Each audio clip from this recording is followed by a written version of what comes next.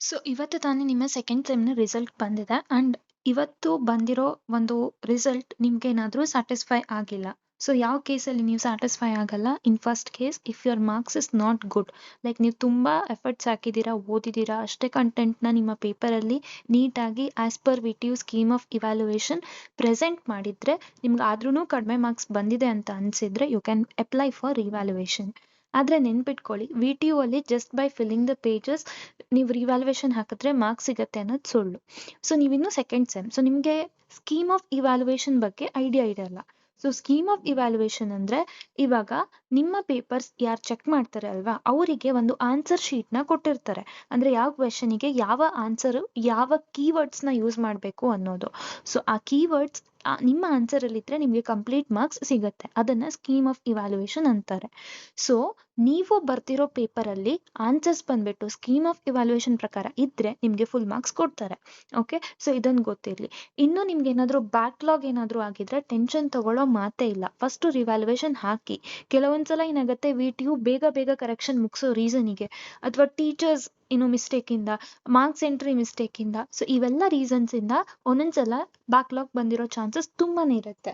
ಹಾಗಾಗಿ ನೀವು ಲೈಕ್ ಹೆದರೋ ಅವಶ್ಯಕತೆ ಏನೂ ಇಲ್ಲ. ನೀವು ರಿವ್ಯಾಲ್ಯೂಯೇಷನ್ಗೆ ಅಪ್ಲೈ ಮಾಡ್ಬೋದು. ಸೊ ರಿವ್ಯಾಲ್ಯೂಯೇಷನ್ ನಿಮ್ಗೇನಾದ್ರೂ ಗೊತ್ತಿಲ್ಲ ಅಂದ್ರೆ, ರಿವ್ಯಾಲ್ಯೂಯೇಷನ್ ಏನು ಅಂದ್ರೆ ಲೈಕ್ ಮತ್ತೆ ನಿಮ್ಮ ಪೇಪರ್ ಚೆಕ್ ಆಗತ್ತೆ. ಸೊ ಇದು ಹೇಗೆ ಚೆಕ್ ಆಗತ್ತೆ ಅಂದ್ರೆ, ನೀವು ಫಸ್ಟ್ ಟೈಮ್ ಏನು ಆನ್ಸರ್ ಶೀಟ್ನ ಬರ್ದಿರ್ತೀರಲ್ವಾ, ಇವಾಗ ಆಲ್ರೆಡಿ ಫಾರ್ ಎಕ್ಸಾಂಪಲ್ ನಿಮ್ಗೆ 1A 5 ಮಾರ್ಕ್ಸ್ ಅಂತ ಕೊಟ್ಟಿರ್ತಾರೆ ಅನ್ಕೊಳ್ಳಿ.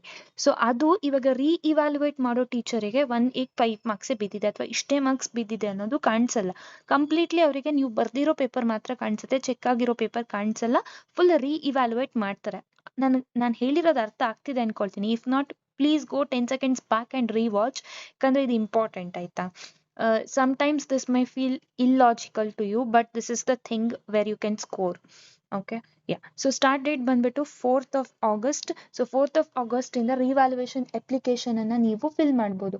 ಈ ಒಂದು ಇವ್ಯಾಲ್ಯೂಯೇಷನ್ ಅಪ್ಲಿಕೇಶನ್ ಅನ್ನ ನೀವು ಕಾಲೇಜಲ್ಲೇ ಫಿಲ್ ಮಾಡಬೇಕಾಗತ್ತೆ. ನಿಮ್ಮ ಕಾಲೇಜಲ್ಲಿ ಹೇಳ್ತಾರೆ ಪ್ರೊಸೀಜರ್ನ, ಲೈಕ್ ಪೇಮೆಂಟ್ ಡೀಟೇಲ್ಸ್ನ ನೀವು ಎಲ್ಲಿ ಫಿಲ್ ಮಾಡಬೇಕು ಅನ್ನೋದನ್ನೆಲ್ಲ.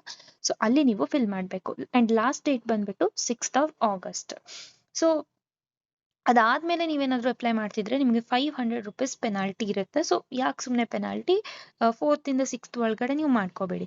ಅಂಡ್ ನಿಮಗೆ ಗೊತ್ತಿರಬೇಕು, ನೀವು ರಿವ್ಯಾಲ್ಯೂಯೇಷನ್ ಹಾಕ್ತಿದ್ರೆ, ಬರೀ revaluation, if you are applying only for revaluation, the fees is 600 for one subject.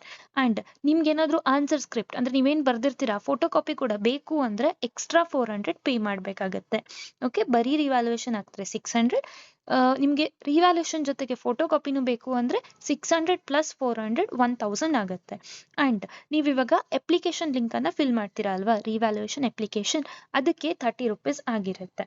Okay, so I hope you are getting the thing what I am trying to tell. And ನೀವು revaluation ಎಷ್ಟು ಸಬ್ಜೆಕ್ಟಿಗೆ ಬೇಕಿದ್ರೂ ಹಾಕ್ಬಹುದು, it's your choice.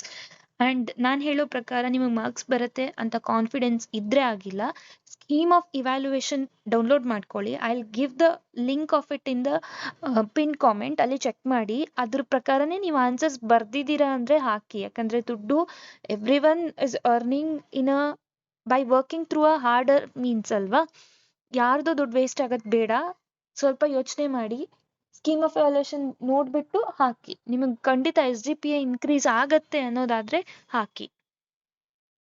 And ನಿಮ್ಗೆ ಏನಾದ್ರು confusion ಇದ್ರೆ, like ನಿಮ್ಗೆ ಈ ಸಬ್ಜೆಕ್ಟ್ ಅಲ್ಲಿ ಇಷ್ಟು ಮಾರ್ಕ್ಸ್ ಬಂದಿದೆ, ನಾನು ಹಾಕ್ಲಾ ಬೇಡ ರಿವ್ಯಾಲ್ಯೂಯೇಷನ್ ಅಂತ ಸಿಚುವೇಶನ್ ಇದ್ರೆ ಕಮೆಂಟ್ಸ್ ಅಲ್ಲಿ ಕೇಳಿ. I will reply to you all the best. ಏನೂ ಟೆನ್ಷನ್ ತಗೊಳ್ಳೋದು ಬೇಡ. ಒಂದು ವೇಳೆ ಬ್ಯಾಕ್ಲಾಗ್ ಬಂದ್ರೂ, ರಿವ್ಯಾಲ್ಯೂಯೇಷನ್ ಅಲ್ಲೂ ಪಾಸ್ ಆಗಿಲ್ಲ ಅಂದ್ರೂ ಟೆನ್ಷನ್ ಬೇಡ. ಸಮ್ಮರ್ ಸೆಮಿಸ್ಟರ್ ಅನ್ನೋ ಒಂದು ಕಾನ್ಸೆಪ್ಟ್ ಇದೆ. ಇದೇ ಚಾನಲ್ ಅಲ್ಲಿ ಸಮ್ಮರ್ ಸೆಮಿಸ್ಟರ್ ಅಂದ್ರೆ ಏನು ಅಂತ ಎಕ್ಸ್ಪ್ಲೈನ್ ಮಾಡಿರೋ ವಿಡಿಯೋ ಇದೆ. ಜಸ್ಟ್ ಚಾನಲ್ ಅನ್ನ ಕ್ಲಿಕ್ ಮಾಡಿ, last second R third video ನಿಮಗೆ ಸಿಗುತ್ತೆ ಅದು.